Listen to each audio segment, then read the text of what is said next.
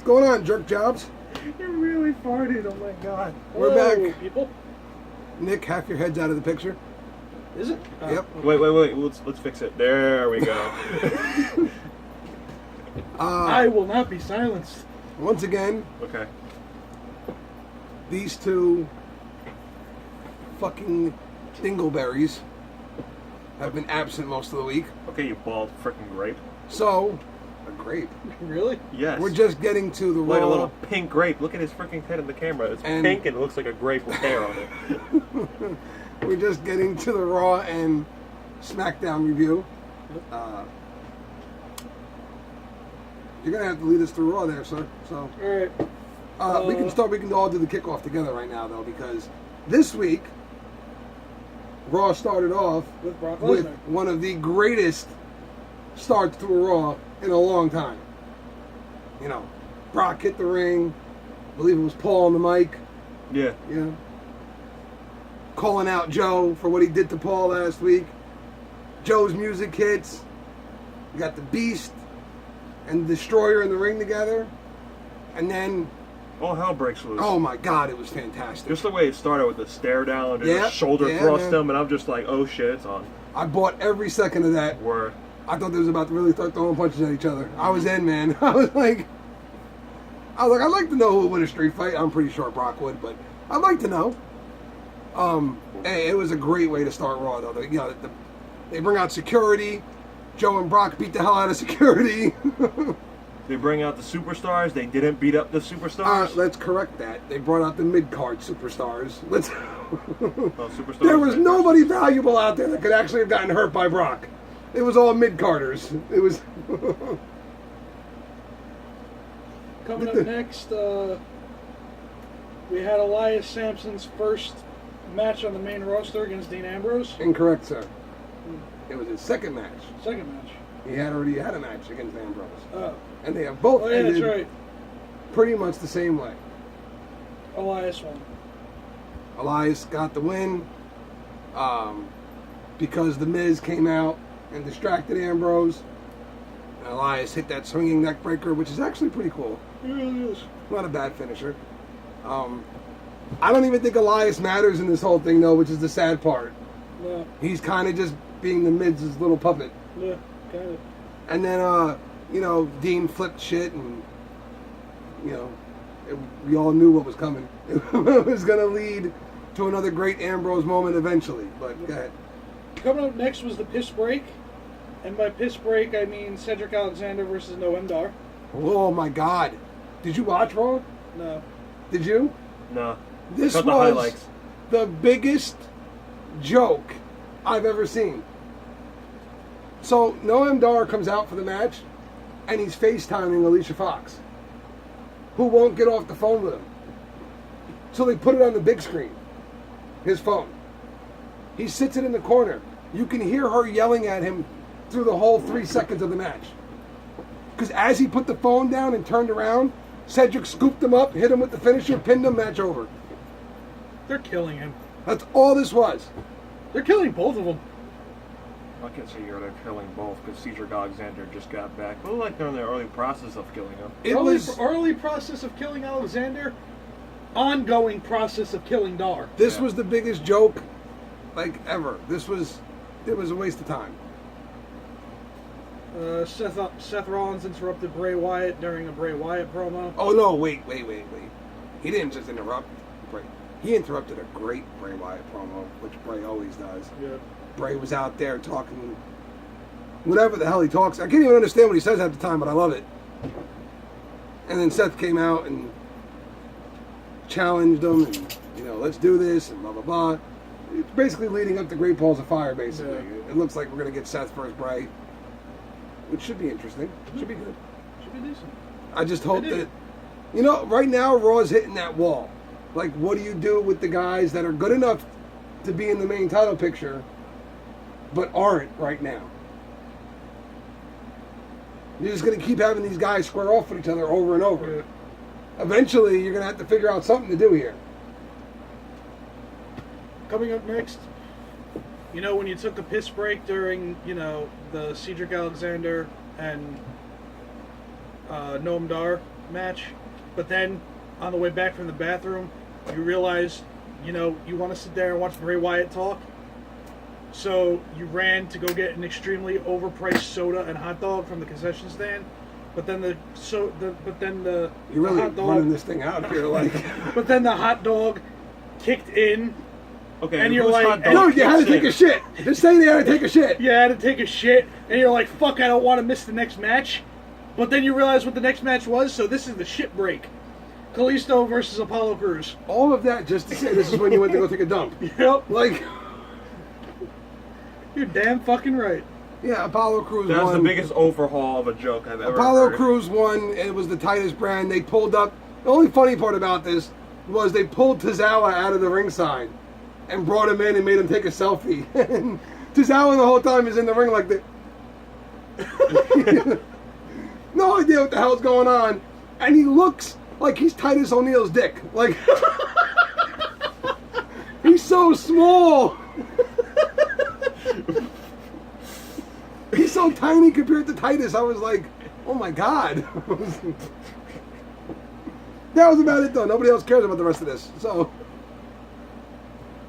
I care. Up next, Alexa Bliss addresses the women's division. the WWE Universe, and Emma returns. Yeah, okay. I liked that segment actually. This segment was Alexa coming out. You know, she's the queen, blah, blah, blah. Nia Goddess. interrupts. Yeah, the goddess. Yeah. Nia interrupts. Alexa said, Nia says something to the effect of, you cheated to win or whatever. And Alexa says, no, I didn't do anything. You have to blame Mickie James and Dana Brooke. Who then come out. And Mickie James, she's she like- looked fine as hell. she's like, Nia, they're proving my point. A has-been and Dana Brooke. I don't need to say anything else. And, that queued up Emma's music, who came walking out and said she was ready for a title shot and But she deserves. that she deserves, and that led Alexa to laughing some more, making fun of her. And then Sasha's music queued up, and Sasha came out, and then all hell broke loose for a minute, and then it led to a 6-on-6 match. Yep, which I'm getting to now. Sasha Banks, Dana Brooke, and Mickie James versus Alexa Bliss, Emma, and Nia Jax. Basically, for a while there, Nia and Alexa worked well together, and then they tagged in Emma, and she was in trouble, and she went to go tag Alexa, And she jumped Alexa off and left. jumped off the apron and walked away, which led to Emma getting put in The bank the statement. bank statement, and that was the end of that one, folks. What? The next match, Heath Slater and Rhino versus The Miz and Ms. Bear. Yes. Now wait. It even says it right here, look. Yes, this is what I was talking about, though. And you can say what you want, and fuck you if you don't agree with me. This was the greatest part of Raw. Okay? Okay. This was the greatest part of Raw because it was a Dean Ambrose moment. Oh, God, here we go. So, Hand me the charger. Or a hand charger. you the charger. Or a charger. It doesn't reach that far. Let's stick this on the charger. You're paying my ass over here. We're trying to talk, and you're like, put this on the charger. Sorry, You're Jake. not helping the video, you So- fucking selfish prick. Gonna kill Miz you. is looking for a partner, can't find one. The Bear shows up. Miz is convinced that the Bear is Ambrose. Attacks his own partner. It's not Ambrose. Okay? Not Ambrose. Miz goes back in the ring. He's kind of getting the upper hand for a minute. And then the Bear shows up back in the ring. Right? And the Bear dirty deeds The Miz. Slater. Oh, Slater. And his whole time his wife's yelling, the Bear, and the Miz is going, what? It's not him. I already took the thing out. It's not him. And then Dean takes the hat off, and you can see him in the thing, and he turns around and dirty deeds again. He pulls Slater on top. 1, 2, 3, and then Dean kind of stands there going, looking around, smiling for a minute. And out he goes. I love Dean Ambrose. I really do. He just beat up somebody, 2 guys, in a teddy bear costume. Yep. How do you look tough in a teddy bear costume? It had to be Dean Ambrose. That's it. It's not Five Nights at Freddy's, so it doesn't count. No. Once again, we see half of Nick's face, so I'm going to assume the other part is terribly burned. Oh my god, it's worse. Next. The next match is the food poisoning match. I'm sorry, what? Rich Swann versus Neville. Yeah, this was just putting Neville over some more. It was good for about 5 minutes. Then it was just dominance by Neville. He put the Rings of Saturn on him, made him tap. He jumped him before the match was even over. Before the match started. He jumped him during the entrance. Do you care? No, I don't care. I'm just saying. Would it have made a difference? Huh? Would it have made a difference if he didn't? Well, you said he tapped, saying that like that was the end of that, like the match had taken place. But he tapped. But he didn't. But he did. But he didn't. Just like Neville tapped to Austin Aries. You still tapped. But the match didn't take place. And then Austin. Neville stood in the ring and said that he heard that Akira Tozawa was coming for his title. And he said, you don't want no part of this, and blah, blah, blah. And looks like Tozawa's going to be the guy next to square off with Neville, which kind of excites me. Yeah. And maybe that's why they're attaching him to Titus O'Neil. So Titus can do some promos for him or something. Who knows? Up next was Enzo and Big Cass versus Carl Anderson and Luke Gallows. Nope.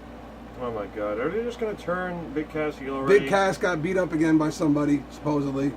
Really? And then he came out and fought anyways. And then he couldn't really fight, though. He was like staggering everywhere. And he winds up falling out of the ring. And Enzo's in the ring fighting by himself. Eventually, Gallows and Anderson get him up in the... what the hell's their move called again? Magic Killer. Okay. They hit him with the Magic Killer. I believe, if I'm correct, they hit him with the Magic Killer, pinned him, got the win. And then they went to do it to him again. And then Big Show came out. And Big Show's music queued up. Big Show came out. Anderson and Gallows took off. Big Show helps up Enzo, makes sure he's okay, and then leaves. Cass gets in the ring and is like, what the hell was that? I got hit in the head, one shot, and I'm down, and now you're in the ring celebrating with this guy. You know? And then it goes to the back, and Enzo stopping the Big Show, and he's like, hey, I gotta ask, man, Cass is saying he was hit with one shot, back of the head, down he went, and Cass is a big dude.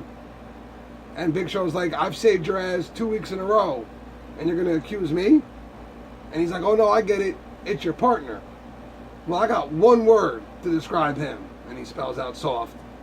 I think that's gonna lead us to this Raw coming up. We're gonna have Cass versus Big Show, I think. And another thing is, when it showed Cass And beating up down, when and it I showed, feel like Enzo's going to be laid out in the back. you like to rob the bed. Go ahead. Sorry. You know what you're gonna say. Huh? Come on, man. I know what you're about to say. What was I going to say? When they showed Cass laid out in the back, they showed the revival. Yeah. Walking past. What I was going to say is, if it's revealed to be the revival, I'm going to be a little bit disappointed. I will be too. Yeah, because it's been a little.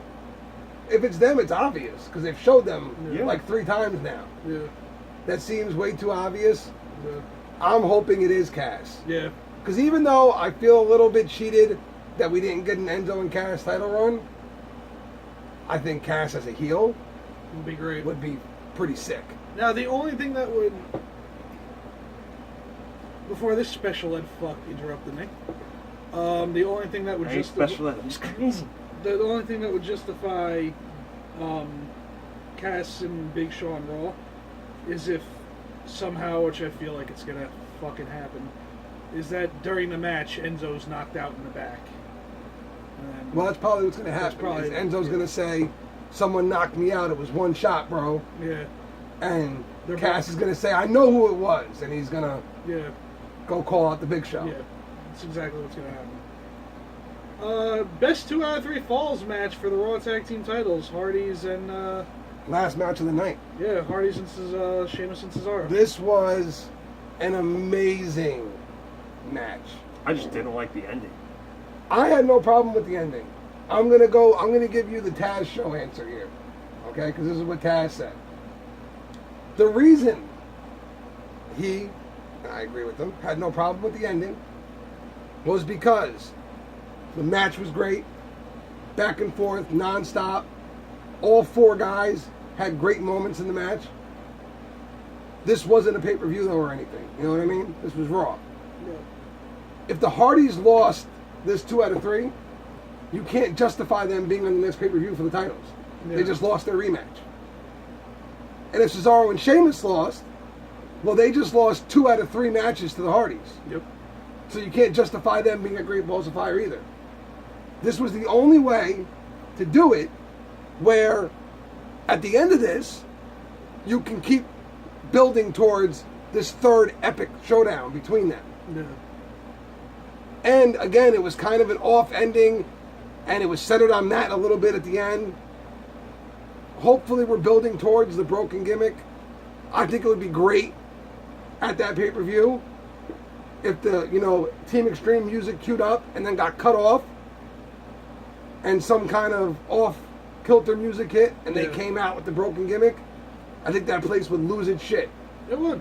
No, on WWE Network, they had an interview with Corey Graves where they actually mentioned the broken gimmick and like how it will be coming to WWE soon. Yeah, and Matt actually said it'll be the biggest thing to hit WWE Creative in a long time. And he's right. He's absolutely right. And I'm hoping that's what we're headed towards. Only thing that makes me a little bit upset is that if we are headed that way, I believe that's the end of the Hardy Boys. Yeah. Because I do believe whenever the broken gimmick comes out, it's the countdown to when do the Hardys split up, the nostalgia kick ends, and it becomes Matt to the mid card, Jeff to the main card. Because they've already, since his first night back, Vince has been talking about Jeff getting a title push. Yeah. So it's going to happen. I don't have a problem with it either. I've been a huge Jeff Hardy fan since he debuted in wrestling. But I do think the broken gimmick is coming. But broken, how do I say this right? Broken Matt works, period. Yeah. Brother Nero doesn't work without broken Matt. Yes. Correct. So if the broken gimmick leads to a feud between them. They did it in TNA. But Jeff wasn't broken. Yeah, he wasn't broken the first Matt time. was broken, and Jeff was trying to get him To come back. to be normal again. Because before he got like a head injury, and they were trying to figure out what was wrong with him. Right. It wasn't until after they had their feud that Jeff joined him in the broken gimmick and all that. I don't think it works if you have them feud now. No. So I'm hoping it's more of a, they still stay the broken Hardys together. They just go into the singles matches. But like we still see Matt out there during Jeff's matches and stuff. Yeah. But that was pretty much it for Raw. Moving on to Smackdown. Smackdown. Hold on, I gotta find my notes here. They should be right around here. Yep. Okay. Yeah. That would have been.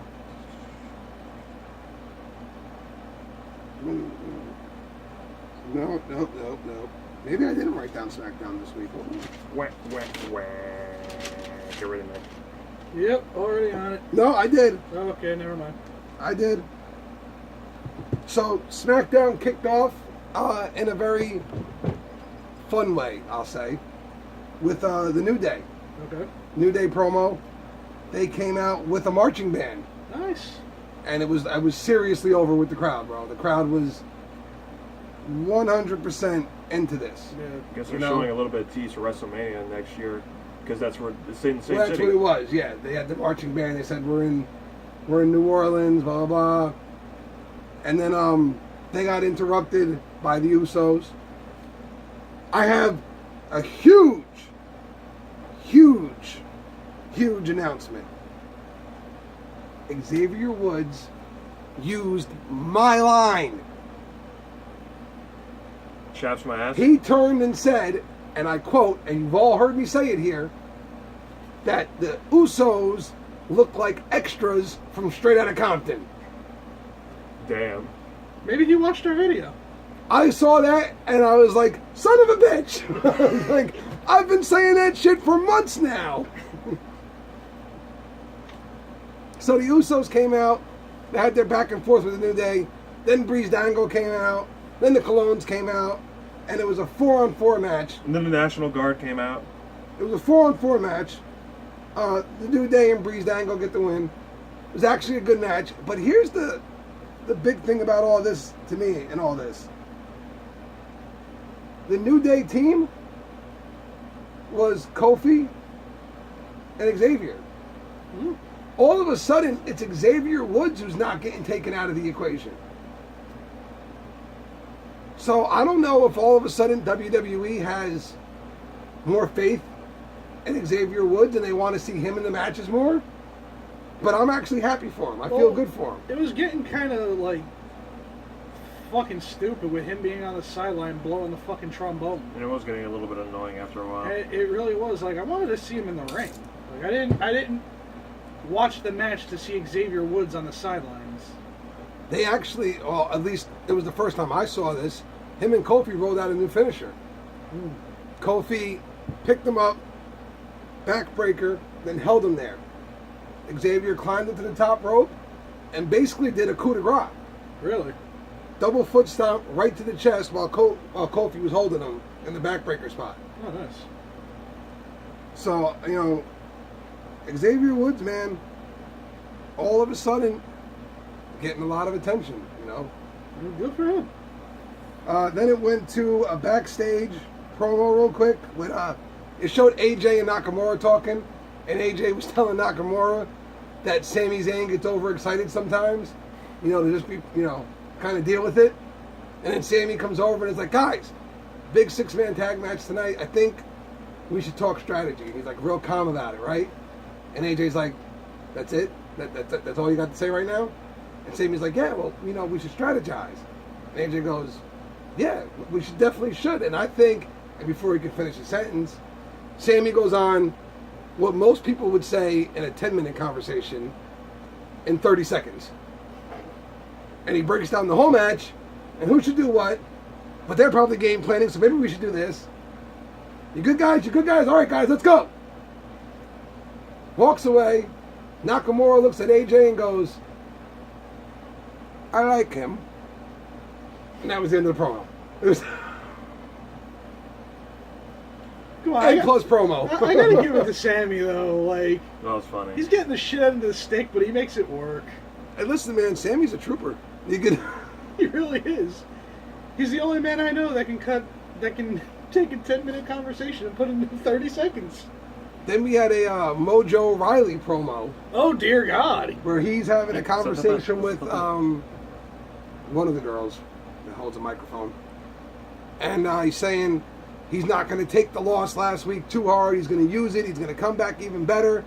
And then Zack Ryder appeared behind him. Oh, shit. He turned, they hugged, blah, blah, blah. And Zack said, we have unfinished business with the tag division.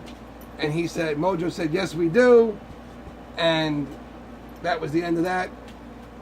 So I guess... It's about time, though. SmackDown needs another tag team.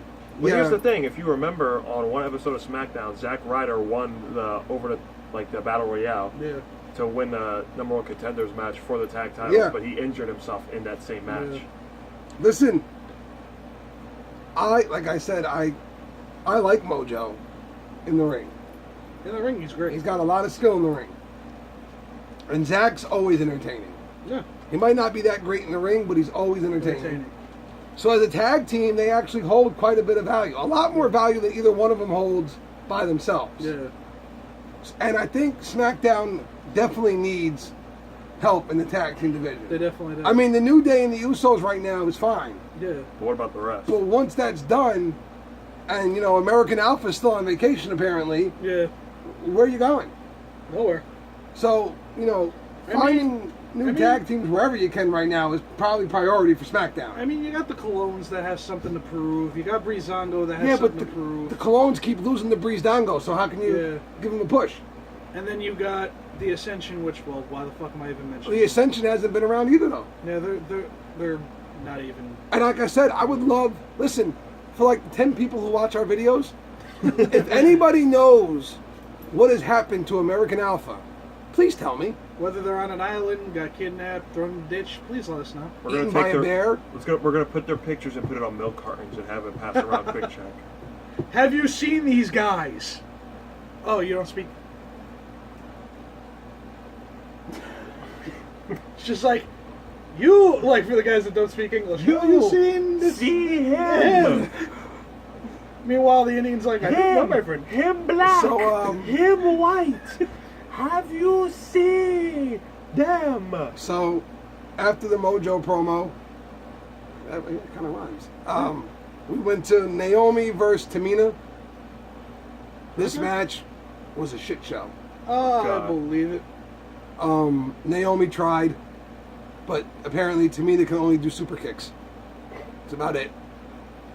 Naomi got the win, and then Lana came out and hit one of the most amazing finishers I've ever seen a woman hit. It was fantastic. And then stood there, and she did it in a dress, by the way. Barefoot. Hit the finisher, picked up the title, held it up, crowd went ape shit, put the title down, walked out of the ring. What was the finisher, by the way? It was a kind of like a scoop, like she put Naomi's arm behind her back, held it over here, kind of grabbed her by like the chest area, scooped her up, slammed her down. It was very, for a woman like her, it was a very high impact finisher. Something you wouldn't expect from her. Because she's so fucking small. Right. So when she hit it, everyone was kind of like, even I was like, holy shit. Like that was like that's harder than Jinder's finisher. And he's the current champ. Yeah. So, I don't know, all of a sudden, as we get closer to the pay-per-view, starting to believe that maybe Lana could win. Lana could be the next champ. It's a possibility. You know? Never doubt the undoubtable. And then we went to Jinder. Jinder came out with the Singh brothers, and the Singhs were dancing, and Jinder's saying he's the new Maharaj, and him and Randy are supposed to have a face-off, and he's calling Randy out and calling Randy a coward.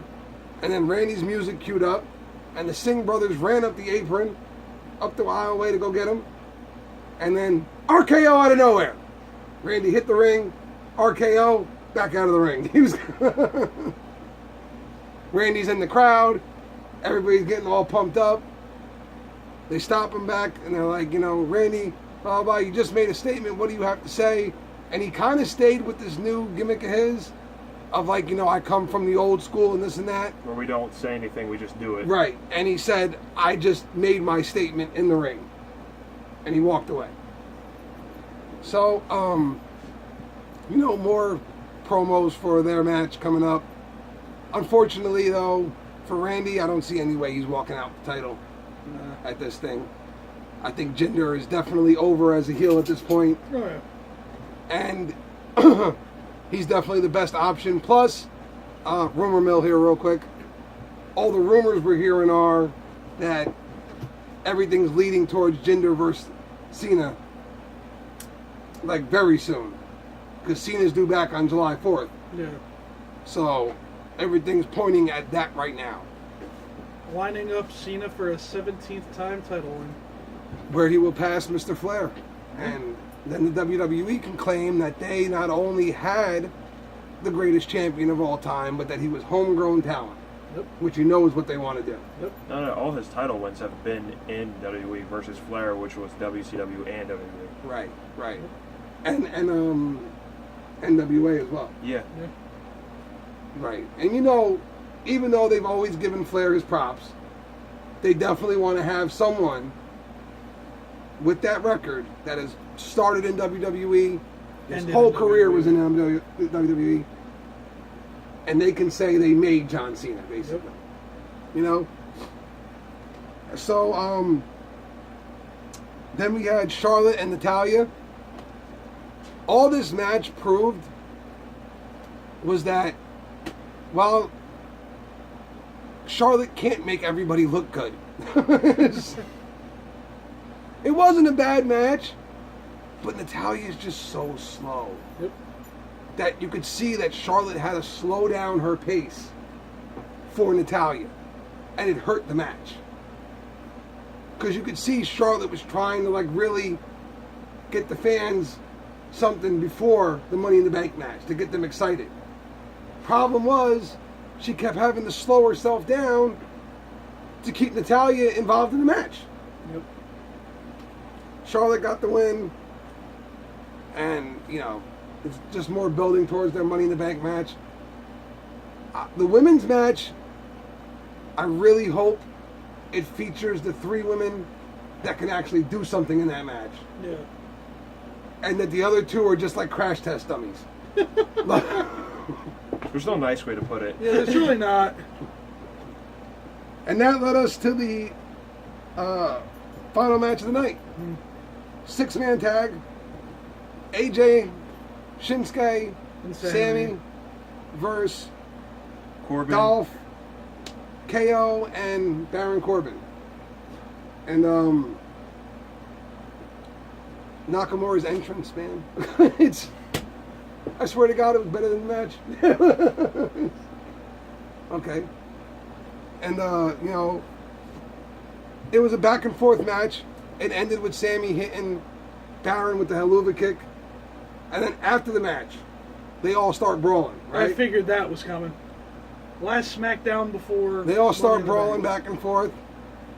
SmackDown ends with Baron trying to climb to get to the Money in the Bank thing.